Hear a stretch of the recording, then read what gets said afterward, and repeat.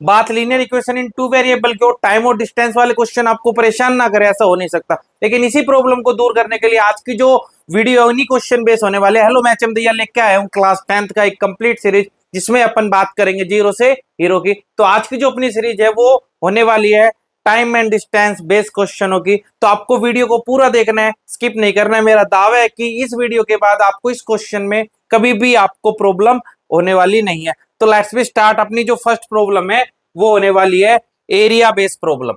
तो जो क्वेश्चन है आज का वो अपना होने वाला है area based problem. Area based problem में आपसे दो बातें करेगा, लेंथ को बढ़ाएगा घटाएगा, ब्रेथ को बढ़ाएगा घटाएगा, एरिया को बढ़ाएगा या घटाएगा। बस आपको क्या करना है, फर्स्ट ऑफ ऑल आपको बस अपनी ओरिजिनल लेंथ और ब्रेथ को कंसीडर करना है। तो मैंने कर लिया लेट, मेरे पास क्या आ गया, let the length of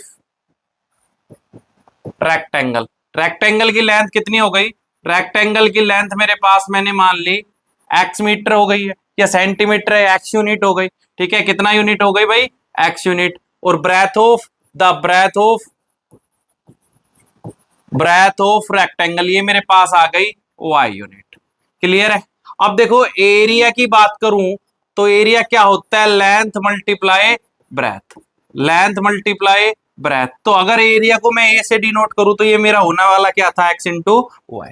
but question में देखो क्या बोला, अकॉर्डिंग टू क्वेश्चन, क्वेश्चन के अकॉर्डिंग उसने बोला कि लेंथ को इंक्रीज किया और ब्रेथ को रिड्यूस किया 2 यूनिट। लेंथ को उसने इंक्रीज किया, लेंथ आपकी एक्स थी, इंक्रीज का मतलब प्लस कितना यूनिट, 2 यूनिट। ब्रेथ आपके पास वाई थे, डिक्रीज का मतलब 2 यूनिट। ठीक है, माइनस कितना, तो एरिया रिड्यूस हो जाता है 28 यूनिट। एरिया कितना था, एक्स वाई, रिड्यूस हो गया कितना, 28 यूनिट।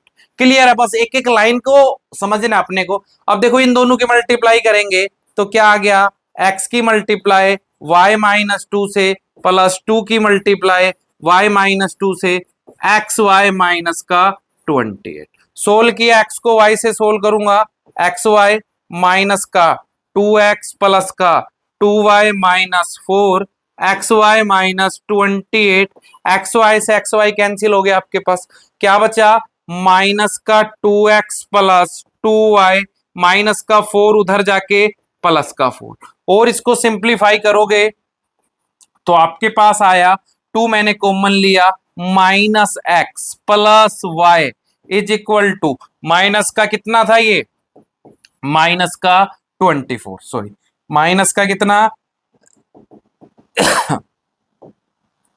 ये कितना हो गया, माइनस का 24। सोल्व किया, इससे ये कैंसिल, तो माइनस एक्स प्लस वाई की वैल्यू आ गई माइनस 12। आपके पास आपकी फर्स्ट इक्वेशन आ गई।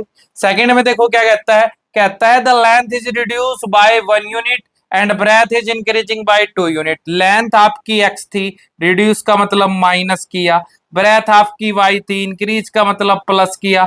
तो एरिया पे क्या इफेक्ट पड़ा, एरिया आपका इंक्रीज कर गया 33 यूनिट, इंक्रीज किया है तो किसका, प्लस का। क्लियर है। वही आप एक्स की मल्टीप्लाई करोगे वाई प्लस 2 के साथ, माइनस 1 की मल्टीप्लाई वाई प्लस 2 के साथ, आपके पास है एक्स वाई प्लस 33। सोल्व किया तो एक्स वाई प्लस का 2x minus y minus 2, x y plus 33, x y से एक्स वाई कैंसिल।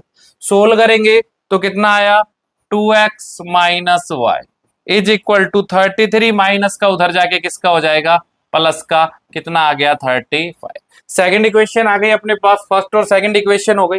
अब इसको सोल्व कर लेते हैं। सोल्व करोगे तो देखो ये मेरे पास फर्स्ट आ गई, ये सेकंड आ गई। क्लियर है। सोल्व करने के लिए अपने पास एलिमिनेशन, सब्स्टिट्यूशन, बहुत सारे मेथड सिखाए हुए हैं आपको। मैं एलिमिनेशन अप्लाई करता हूँ। तो पहला और दूसरे इक्वेशन को सोल्व करेंगे तो इन दोनों को मैंने क्या करवा दिया, ऐड करवाया तो y से y ये हो गया x, और ये वैल्यू आपके पास कितनी आ गई 33। किसी भी एक इक्वेशन में रखूंगा minus x plus y is equal to minus का 2, एक्स की जगह मैंने रखा 33 प्लस का y is equal to minus 12, y is equal to minus 12 plus का 33। y की वैल्यू आपके पास कितना आ गया, y आपके पास आ गया 1 एंड y की वैल्यू आपकी फर्स्ट इक्वेशन में रखूंगा तो y is equal to minus का 12 प्लस का 33 माइनस 12 करोगे तो आपके पास y की वैल्यू कितनी आएगी 21। इसने आपसे एरिया पूछा था, एरिया क्या होता था लेंथ मल्टीप्लाई ब्रेथ, लेंथ की मल्टीप्लाई ब्रेथ से करोगे x की y से, तो 33 मल्टीप्लाई 21 स्क्वायर यूनिट आपका क्या आएगा, एरिया आएगा। ठीक है,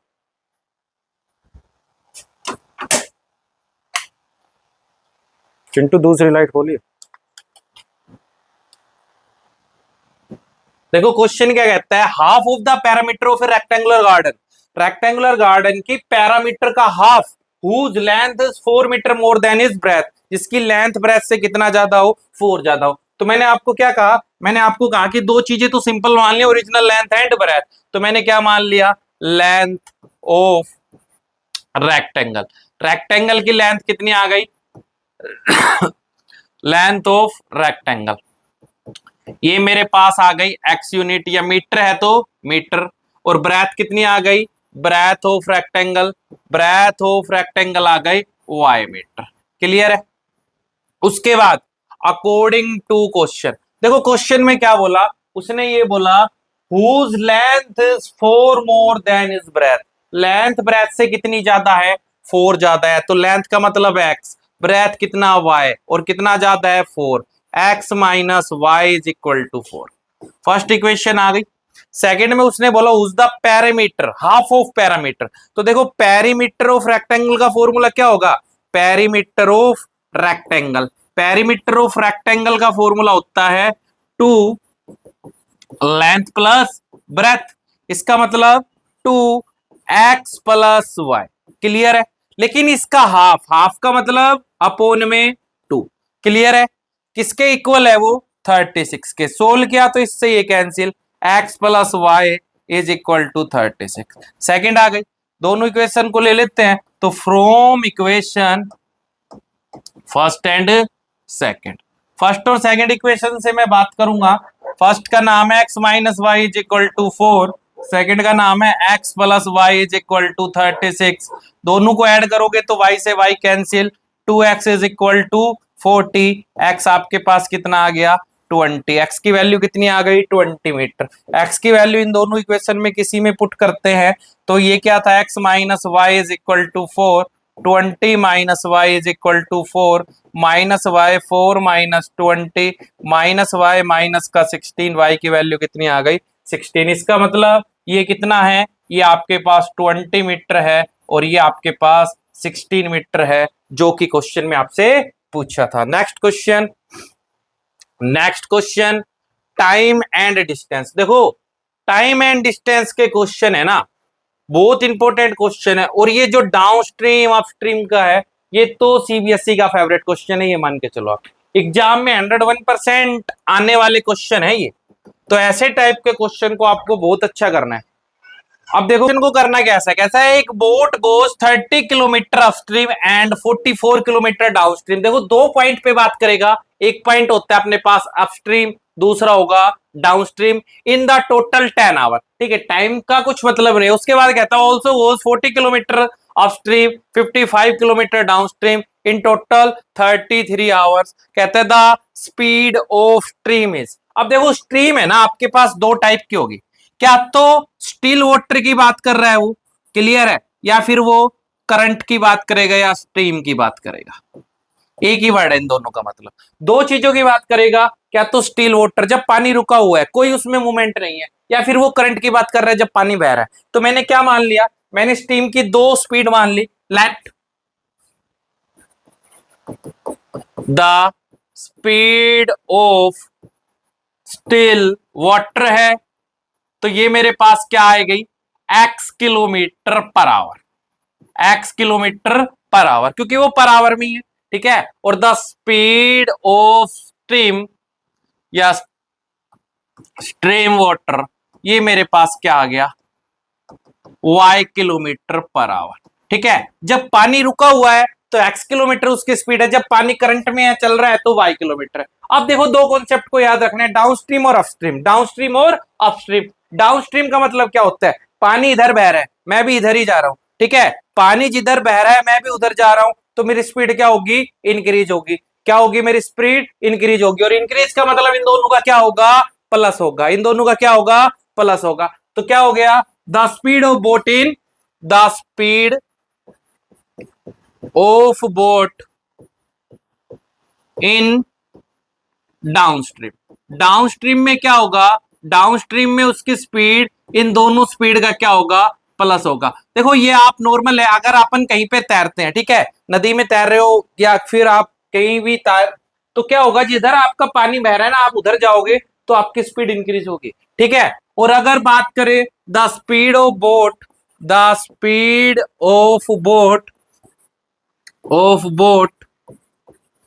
इन अपस्ट्रीम। अपस्ट्रीम का मतलब क्या हो गया, अपस्ट्रीम का मतलब है पानी इधर बह रहा है या इधर तैर रहे जा रहा है और आप अपोजिट जा रहे हो उससे, तो क्या होगा, आपकी स्पीड कम होगी, कम होगी का इसका मतलब इन दोनों का क्या होगा, -x-y किलोमीटर पर आवर। बस ये सिंपल सा कॉन्सेप्ट है जिसमें आपको डाउनस्ट्रीम और अपस्ट्रीम में लगाना है। अब तो सिंपल सा कॉन्सेप्ट हो गया, आपको एक सिंपल सा फॉर्मूला पता है, क्या पता है कि भाई जो स्पीड होती है ना, स्पीड का फॉर्मूला होगा डिस्टेंस अपॉन टाइम। स्पीड क्या होगी आपके पास, डिस्टेंस अपॉन टाइम। क्लियर है। अगर मैं बात कर लू टाइम की, टाइम मेरे पास क्या आ जाएगा, distance upon speed, distance upon speed. बस इस कॉन्सेप्ट का यूज करना है। तो देखो उसने लिया 10 आवर, तो 10 घंटे उसने ले लिए, टाइम कितना हो गया 10। डिस्टेंस देखो डाउनस्ट्रीम में कितनी डिस्टेंस है उसकी, 44, 44 डाउनस्ट्रीम में। स्पीड कितनी है डाउनस्ट्रीम में, x प्लस वाई। क्लियर है। प्लस देखो टाइम लिया है तो दोनों का कॉम्बो लिया है। ऐसे ही अपस्ट्रीम में उसकी स्पीड है, डिस्टेंस है 30, उसकी स्पीड है x-y। फर्स्ट इक्वेशन आ गई आपके पास। ऐसे ही सेकंड इक्वेशन बनाओगे, सेकंड में देखो डाउनस्ट्रीम में कितना है 55, ठीक है, उसकी स्पीड x प्लस वाई। ऐसे ही अपस्ट्रीम में उसकी जो डिस्टेंस है वो 40, x-y। टाइम कितना कंज्यूम कर रहा है, टाइम कंज्यूम कर रहा है 13 आवर। क्लियर है। दो इक्वेशन बन गई। अब देखो इन दो इक्वेशन को सोल्व करेंगे तो कैसे करेंगे। अभी तक जो अपन ने क्वेश्चन किए हैं उसमें तो एक्स वाई अपने को ओपनली मिल रहा था, बट इसमें आपको देखोगे तो 1/x प्लस वाई यहाँ पे भी है, 1/x माइनस वाई यहाँ पे भी है, 1/x प्लस वाई यहाँ पे भी है, 1-x/y यहाँ पे भी है। बस इसी ने ही अपना काम कर दिया। क्या काम कर दिया, मैंने पुटिंग कर दिया।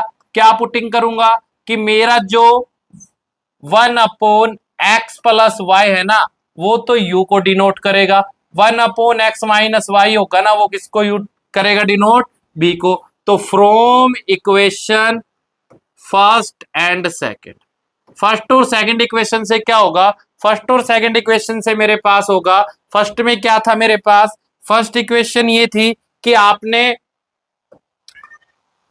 इतने इतने का नाम क्या रखा है, इसका नाम आपने u रखा है, तो क्या हो जाएगा 44u प्लस 44u, क्या हो गया आपके पास 44u प्लस कितना v आपके पास था, सेकंड वाली कितना जा रही है, सेकंड वाली इक्वेशन आपके पास जा रही थी 30, तो 30v is equal to 10 our. उसने यही किया था आपसे, तो ये कौन सी आ गई, थर्ड।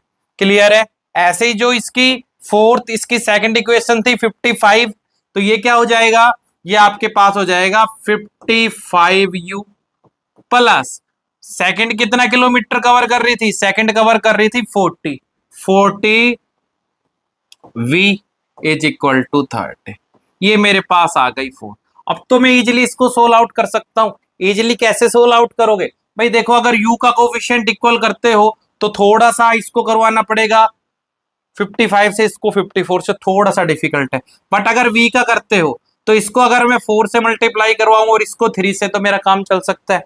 तो मैंने उसको मल्टीप्लाई करवाया 4 से, तो 44u प्लस 30v, 4 से करवाऊंगा तो ये क्या हो गया 40, और इसको भी किससे मल्टीप्लाई करवा रहे हो 4 से, 55u 40v, इसको आप करवा रहे हो 3 से, तो इसको 3 से करवाएंगे तो ये कितना हो गया। क्लियर है। करो इसको सोल आउट करोगे तो आपके पास आ गया 176u प्लस का 120v इज इक्वल टू 40, और सेकंड को सोल आउट करोगे, इसको किया u plus 120v is equal to 39, minus minus minus cancel out हो गया। इसको सोल्व करूंगा तो ये कितना u आया 11, और ये क्या हो गया 1। तो u की वैल्यू आ गई आपके पास 1/11। क्लियर है बात? u कितना आया 1/11। u की वैल्यू किसी भी एक इक्वेशन में रख लेते हैं अपन। तो u की वैल्यू मैं यहीं पे पुट कर लेता हूँ इक्वेशन थर्ड में, जो कि कितना था 44। u की जगह 1/11 plus 30v is equal to 10। Solve करोगे तो कितने पे कैंसिल होगा? सोल्व किया तो ये कैंसिल हो गया आपका 4 पे, प्लस का 4 उधर जाके किसका माइनस का 10 minus 4, 30v is equal to 6। v की वैल्यू 6/30। सोल्व किया तो 1/5। क्लियर है? क्लियर है? अब तो देखो आपने इसको u मानना था और इसको क्या मानना था v मानना था। u की वैल्यू आपके पास आई है 1/1 x plus y is equal to u है 1/11, cross multiply 11 is equal to x plus y. और v की वैल्यू कितनी आई थी 1/x minus y is equal to v 1/6। तो 6 is equal to x minus y. बड़ा ही सिंपल, ऐड कर दो। ये आपके पास कितना हो गया? ये आपके पास हो गया 2x। क्लियर है? और ये आपके पास कितना, सॉरी इसकी वैल्यू आई थी 1/5। 5 करोगे, इसको ऐड करोगे तो ये कितना हो गया 16। क्या आया? x की वैल्यू आपके पास आ गई 8। ठीक है, मतलब 8 किलोमीटर पर आवर। ठीक है, और अगर 8 की वैल्यू यहाँ पे रखूंगा तो x plus y is equal to 11, x के जगह 8 plus y is equal to 11, y की वैल्यू आ गई 3। तो ये था 3 किलोमीटर पर आवर। यही आपसे पूछी थी कि उनकी स्पीड बताओ, तो 8 किलोमीटर पर आवर और 3 kilometre per our. Next question देखो, टाइम एंड डिस्टेंस से रिलेटेड, ये भी बहुत अच्छा क्वेश्चन है। ठीक है, क्या कहता है? Place A and B are 100 kilometre apart on a highway. देखो दो प्लेस है ए एंड बी, मेरा मतलब क्या हो गया, ये मेरे पास ए हो गया और ये प्लेस हो गया बी। दोनों के बीच की डिस्टेंस कितनी है 100 किलोमीटर। दोनों के बीच की डिस्टेंस कितनी है 100 किलोमीटर। उसके बाद क्या किया, one car start from A and another car start from B. If the car travel it the same direction and different speed they are meet in 5 hour. अगर सेम डायरेक्शन में जाती है अलग अलग स्पीड से तो 5 घंटे में मिलती है। और अगर वो क्या करती है कि क्या कहता है, if they travel toward each other, अगर वो दोनों एक तरफ, ठीक है, अपोजिट मान लो, तो क्या होता है वो 1 घंटे में मिलती है। तो आपको स्पीड बतानी है क्या 2 कार्स की। तो देखो मैंने कार ए की स्पीड क्या रखी, स्पीड ऑफ कार ए मेरे पास हो गया x किलोमीटर पर आवर, और स्पीड कार बी की, बी कार यहां से स्टार्ट कर रही है बी पॉइंट से चलना, तो y kilometre per our. Clear है? अब देखो वही कॉन्सेप्ट करोगे कि जो आपके पास स्पीड थी किसके इक्वल है, distance upon time. Distance upon time. Clear है? अगर मैं स्पीड मल्टीप्लाई टाइम करवा दूं तो मेरे को क्या मिलेगा, डिस्टेंस मिलेगा। क्या मिलेगा मेरे को, डिस्टेंस। तो देखो क्वेश्चन के अकॉर्डिंग बड़ा ही सिंपल क्वेश्चन है। डिस्टेंस कितनी कवर करनी है उनको 100 किलोमीटर करनी है, नहीं करनी? ठीक है, स्पीड पहली वाली कार की स्पीड है x। क्लियर है? टाइम कितना ले रहा है वो 5 आवर। दूसरी वाली की स्पीड है y, टाइम ले रहा है 5 आवर। अब ये कौन डिसाइड करेगा कि बीच में प्लस आएगा या माइनस, तो वो करेगी इनकी डायरेक्शन। अगर वो डिफरेंट स्पीड से है, कौन सी स्पीड से है, डिफरेंट स्पीड, इससे लेना देना नहीं है, बट डायरेक्शन कैसी है, सेम डायरेक्शन। डायरेक्शन कैसी है, सेम डायरेक्शन। तो जो आपके पास आपकी सेम डायरेक्शन की बात करे तो दोनों के बीच किसका साइन लेना है, माइनस का। दोनों के बीच किसका साइन लोगे, सेम डायरेक्शन के लिए माइनस का। अगर वो अपोजिट डायरेक्शन में है तो दोनों के बीच कौन सा साइन लोगे, प्लस का। बस ये याद रखना है। इसका मतलब मैंने 5 कॉमन लिया, x minus y is equal to 100। Solve करूंगा x माइनस वाई की वैल्यू आ गई 20। फर्स्ट इक्वेशन आ गई मेरे पास। ठीक है, सेकंड क्वेश्चन में क्या कहा था, सेकंड इक्वेशन में इसने ये कहा था कि वो अगर दोनों क्या करे भाई, वो अपोजिट डायरेक्शन में, टू वर्ड ईच अदर का मतलब एक कार यहां से आ रही है दूसरी कार यहां से आ रही है, तो वो 1 घंटे में मिलते हैं। मतलब आपकी स्पीड x है, टाइम आ गया 1 आवर। क्लियर है? उसकी स्पीड भी y है, टाइम आ गया 1 आवर, जाना बेचारे को 100 किलोमीटर है, और अपोजिट है तो क्या साइन आएगा, प्लस का आएगा। x plus y is equal to 100। Second, दोनों इक्वेशन को इजीली सोल्व करके आप एक्स एंड वाई की वैल्यू निकाल सकते हो। तो इस क्वेश्चन का आंसर आपको मेरे को कमेंट सेक्शन में देना है। नेक्स्ट क्वेश्चन देखो, नेक्स्ट क्वेश्चन क्या कहता है, कहता है leading library have the fix charge for 3 day and additional charge from the additional days. ठीक है, तो एक लाइब्रेरी दो प्रकार के चार्ज अप्लाई करती है, फिक्स चार्ज और एडिशनल चार्ज। तो मैंने क्या मान लिया, let the fix charge, let the fix charge, fix charge मेरे पास कितना है, x रुपए है, और the additional fix charge for first 3 day, first 3 day, पहले 3 डे का जो आपका फिक्स चार्ज है ना वो x रुपए है, और द एडिशनल चार्ज ये आपका है y रुपए। अब देखो according to question, according to question क्या कहता है, एक लाइब्रेरी क्या है, फिक्स और एडिशनल चार्ज करते हैं। सरिता नाम की एक बच्ची है जिसने 27 रुपीज पे किए हैं, कितने डेज के लिए, कितने डेज के लिए, 7 डेज के लिए। इसका मतलब पहले 3 डे के तो वो कितने पे करेगी, x, टोटल वो 7 डे लाइब्रेरी गई है, पहले 3 का x हो गया, ये हर पर डे का y रुपए, डे 4 रह गए आपके वैकेंट, और कितने रुपए पे कर दिए उसने, 27। ऐसे ही सेकंड में सुशी, उसने 21 रुपीज पे किए हैं 5 डे के, तो पहले 3 डे के तो x करेगी, डे वैकेंट रह गए 2, एक का y तो 2 का 2y, उसने पे कर दिए 21। सोल्व करेंगे तो माइनस माइनस माइनस, सोल्व किया तो कैंसिल, 2y की वैल्यू आपके पास 6, y की वैल्यू कितनी आ गई, 6/2, कितना आ गया, 3। क्लियर है, y की वैल्यू हो गई 3। उसके बाद y से x की वैल्यू निकालोगे, x plus 2y is equal to 21, x 2y की जगह 3 is equal to 21, x plus 6 is equal to 21, x की वैल्यू आ गई 21 माइनस 6, 15। तो x कितना होगा, 15 होगा, और y कितना होगा आपके पास 3 होगा। तो मतलब 3 डेज का चार्ज है 15 रुपीज, और बाकी पर डे का चार्ज है 3 रुपीज। क्लियर है। नेक्स्ट क्वेश्चन देखो, नेक्स्ट क्वेश्चन क्या कहता है,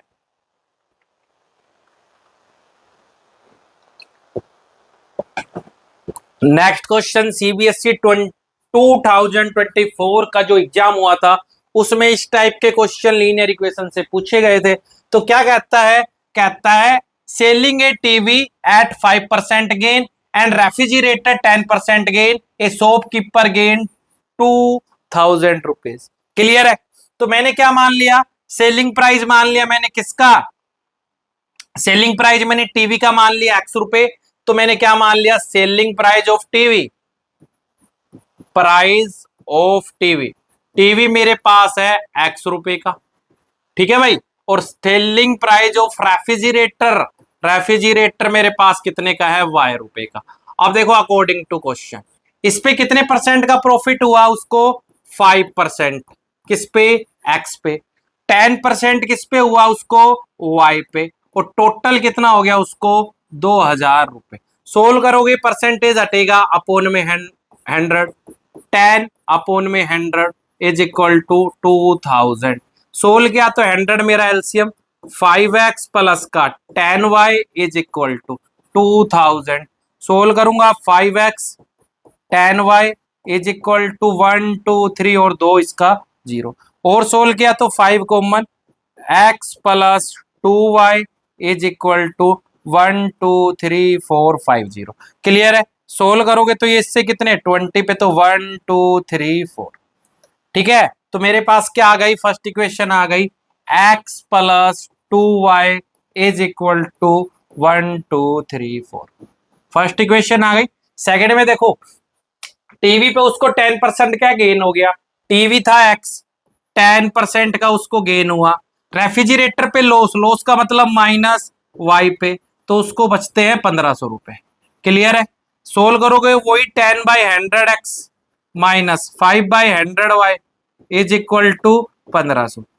सोल्व किया तो 100 आ गया मेरे पास LCM, 10x minus 5y is equal to, divide वाला मल्टीप्लाई करेगा तो 10x minus 5y is equal to 3 4।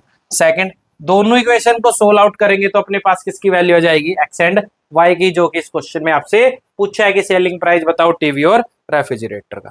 Next question देखो, नेक्स्ट क्वेश्चन आपका रेशियो और प्रोपोर्शनल का होने वाला है। तो देखो जब बात कंपेयर की आएगी ना, तो इंसान की कंपेयर इंसान से होगी और गधे की कंपेयर गधे से होगी। और ये आप समझ गए होगे मैं किसके लिए बोल रहा हूं। तो देखो क्वेश्चन क्या कहता है, the ratio of income of 2 person is 9:7 and the ratio of their expenditure, कहता है कि जो इनकम का रेशियो है ना 2 पर्सन का 9:7 है। तो मैंने क्या मान लिया, इनकम ऑफ, तो let the income of 2 person, 2 person की इनकम है x रुपए, ठीक है, और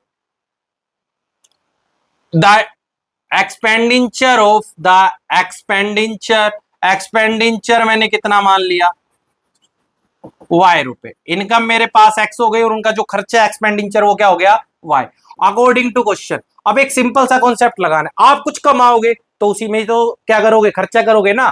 तो पहले वाला बंदा कमा रहा है कितने रुपए, 9 रुपए, मतलब 9x, खर्च कितना कर रहा है 4, मतलब 4y खर्चा किया और उसने बचा कितने लिए 2000।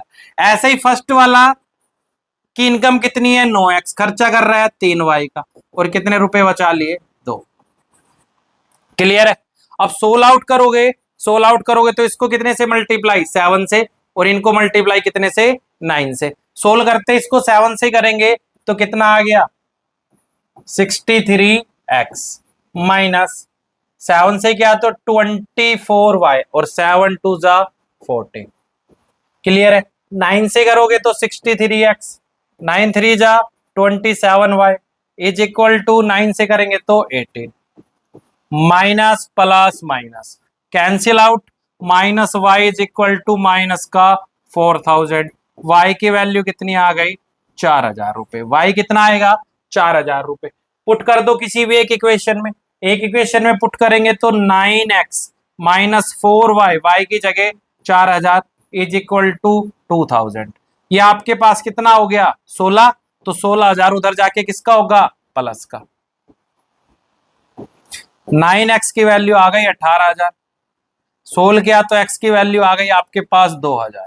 इसका मतलब क्या है, पहले वाला x की वैल्यू कितनी आ गई 2000, पहले वाले की इनकम क्या है 9x, पहले वाले की इनकम क्या है 9x, तो 9x की जगह 2000, तो फर्स्ट पर्सन कमाता है 18000 रुपए, सेकंड 7 मल्टीप्लाई 2000, तो सेकंड वाला पर्सन कमाता है 14000 रुपए। ऐसे अगर एक्सपेंडिचर की बात करें तो 4y की वैल्यू है आपके पास कितनी 4000, तो फर्स्ट वाला खर्चा करता है कितने का 16000 का और दूसरे वाला खर्चा करता है 3 गुना में 4000 करेंगे तो 12000 रुपए का, जो कि इस क्वेश्चन में पूछा है। तो देखो जब भी कंपेयर की बात आए ना तो सेम चीजों में कंपेयर की जाएगी। अगर इंसान है तो उसकी कंपेयर इंसान से करोगे और अगर आप खुद को गधे समझते हो तो दूसरों की कंपेयर भी गधों से ही करोगे। तो नेक्स्ट क्वेश्चन है,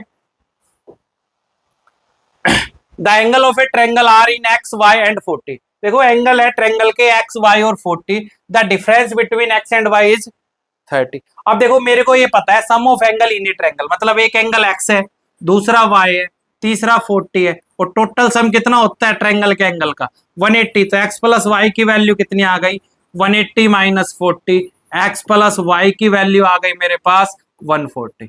फर्स्ट हो गया। आगे उसने ये बोला the difference of x and y, मतलब एक्स माइनस वाई की वैल्यू है 30। बिल्कुल सिंपल है, एक्स एंड वाई को फाइंड आउट करना है। 2x की वैल्यू कितनी आ गई 170, एक्स निकालेंगे तो आपके पास कितना आया 85। कोई भी एक इक्वेशन में पुट करके किसकी वैल्यू निकाल लोगे y की।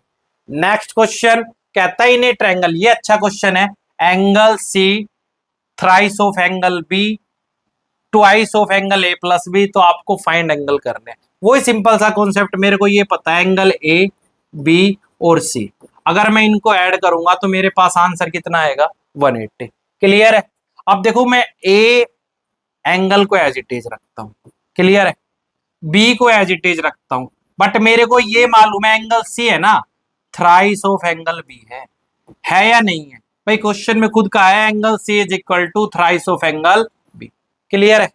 अब अगर मैं इसकी वैल्यू निकालू A प्लस B की, तो ये 2 मल्टीप्लाई वाला कहां जाएगा डिवाइड में जाएगा नहीं जाएगा, तो A और B किसके बराबर आ जाएगा, A और B आपका किसके बराबर आएगा 3/2 times of B plus 3 times of angle B is equal to 180। Clear है नहीं है ये बात? बिल्कुल क्लियर है। एलसीएम आया 2, 3 angle B plus 6 angle B is equal to 180। ये आ गया 9 एंगल बी 180 मल्टीप्लाई 2, सोल्व करेंगे तो 20 एंगल बी कितना होगा आपका 40 डिग्री। एंगल बी की वैल्यू कितनी आ गई 40 डिग्री। ठीक है, तो एंगल बी अगर 40 है तो एंगल सी था 3 times of angle B. Clear है? तो सी की वैल्यू कितनी आ जाएगी 3 मल्टीप्लाई आपके पास 40, एंगल सी आपके पास आ गया 120। क्लियर है? और सम ऑफ एंगल 180 होता है, इसका मतलब एंगल ए, एंगल बी और एंगल सी 180 है। एंगल ए की वैल्यू मालूम नहीं, बी आपके पास 40 और ये 120 is equal to 180। Angle A plus 160 is equal to 180। Angle A कितना आ जाएगा आपका 180 माइनस 160, एंगल ए की वैल्यू आएगी 20। बिल्कुल सिंपल था, बस बेसिक से क्वेश्चन को करना था। तो आज की जो है इसमें इतना ही। नेक्स्ट जो वीडियो है उसमें अपन बात करेंगे कॉम्पिटेंसी बेस्ड क्वेश्चन की, केस बेस्ड स्टडी की और असेंशन और रीजन की। तो अगर आपने अभी तक हमारे चैनल को सब्सक्राइब नहीं किया तो please subscribe HM classes. Thank you for watching.